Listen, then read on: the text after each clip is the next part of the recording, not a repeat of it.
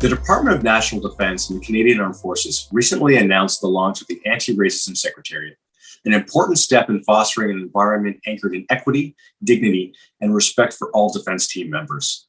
Today, we're lucky to be joined by Seyi Okuribido-Malcolm, the Secretariat's director, to discuss how the group plans to address anti-Indigenous, anti-Black, and other forms of racism and discrimination. Seyi, thank you so much for joining us today. I was hoping you could start by shedding a little light on what exactly the Anti-Racism Secretariat is and how it's hoping to impact the defense team.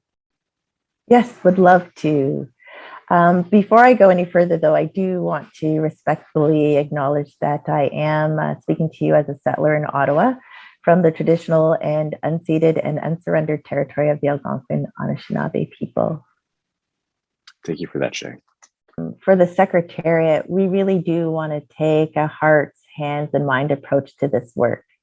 And I say that in the sense that it's from a mind's perspective, we are going to take an academic review of identifying where the barriers are in the system. And from a hands perspective, we as a Secretariat really are going to roll up our sleeves and see where we can really look to dismantle these systems by reviewing policies and acting accountability measures, like putting in place practical measures that will change the outcome and impact that has traditionally been disproportionately negatively impacting Indigenous, Black, and racialized people.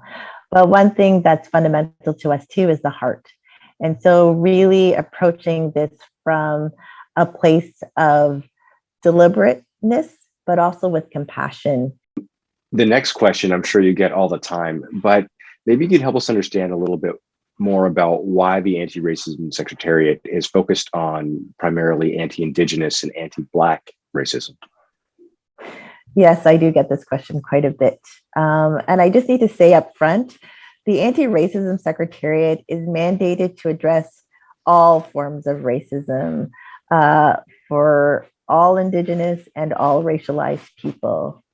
We have been asked to pay particular attention to anti-Indigenous and anti-Black racism. This has been communicated as an area of particular focus for this Prime Minister and the Clerk of the Privy Council. You know, we subscribe within the Secretariat to the principles of universal design, which states that when you're able to design for those users at the margin, you increase your chances of producing something that works for most people, regardless of age, size, ability, or disability, or any other identity factor that may pose a barrier. So anti-racism work looks at how we can incorporate universal design as we revamp the system for all. Seyi, I was hoping that you could leave us with a practical example or a tangible way that individuals can work in their everyday lives to help eliminate systemic racism and to be anti-racist within the defense team.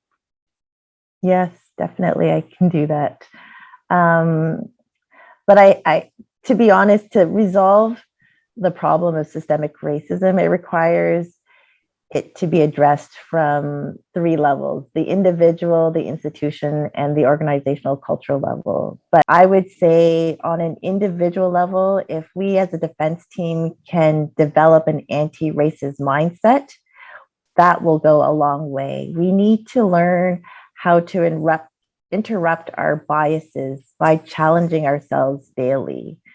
So when we make an assumption or declare something to be true, we need to ask ourselves why. I'd like to just end on this quote by Ijoma Olu, author of So You Want to Talk About Race. In her book, Ijoma shares the beauty of anti-racism is that you don't have to pretend to be free of racism to be anti-racist. Anti-racist is the commitment to fight racism wherever you find it, including yourself. Seyi, thanks for that powerful sentiment. Thank you for the practical advice.